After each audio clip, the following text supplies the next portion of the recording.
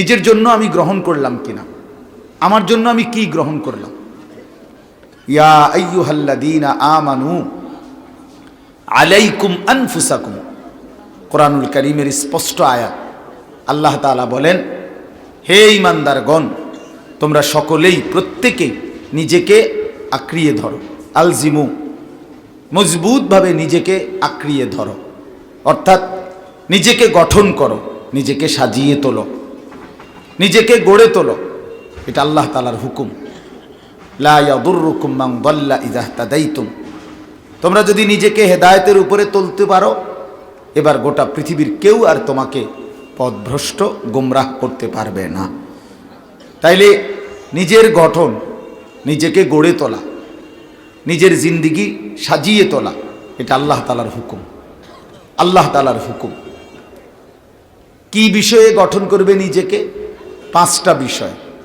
1 number হলো ঈমান, আকায়েদ যেটাকে বলে, অর্থাৎ যে সমস্ত বিষয়ের উপরে ঈমান আনতে হয়, বিশ্বাস রাখতে হয় সঠিক, সেই বিশ্বাস ঠিক করতে হবে, যেন আমার ঈমানের মধ্যে কুফর এবং শিরিক না ঢোকে। 2 নাম্বার ইবাদাত, আল্লাহ পাকের পক্ষ থেকে আমার উপরে যতগুলো ইবাদত, সবগুলো ইবাদত আমার জীবনে আনয়ন করতে হবে, আনতে হবে। 3 নাম্বার মুআমালাত, এই পৃথিবী চলতে গিয়ে আমি প্রতিনিয়ত আমরা অন্যের সাথে লেনদেন করি। একা মানুষ চলে না, একা মানুষের জিন্দিগি যায় না। কাজেই মানুষ মাত্রই চলতে পথে, জীবন পথে প্রতিনিয়ত লেনদেন করে। এই লেনদেন শরীয়ত সম্মতভাবে করা, এটা আমার জিম্মাদারি। আমার লেনদেন সঠিক কিনা, আমার বাজার, ব্যবসা, আয় উপার্জন, দোকানপাট, চাকরি, যেই কোনো রকমের ক্ষেত খামার, সব কিছুর ক্ষেত্রে। 4 নাম্বার হলো মুআশারাত, আমি একজন মানুষ, এখন আমার চারদিকে যত মানুষ, প্রত্যেকের অবস্থান অনুপাতে তার সাথে আমার আচরণ কি হবে এটা ঠিক করা। যেমন ইনি আমার মা, তো মার সাথে আমার আচরণ কি হবে। উনি আমার বাবা, বাবার সাথে আমার আচরণ কি হবে। ইনি আমার স্ত্রী, তো তার সাথে আমার আচরণ কি হবে। সে আমার ভাই, সে আমার নিকটতম আত্মীয়, উনি আমার দূরবর্তী আত্মীয়, উনি আমার প্রতিবেশী। এইভাবে প্রতিটা মানুষের সাথেই আমাদের একটা সম্পর্ক আছে, কোনো না কোনো সম্পর্ক।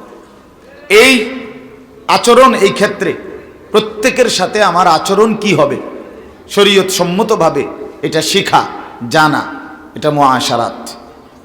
4 নাম্বার। 5 নাম্বার আখলাক, ব্যক্তি চরিত্র। মানুষের ভিতরে কিছু মন্দ অভ্যাস আছে, এগুলো দূর করা।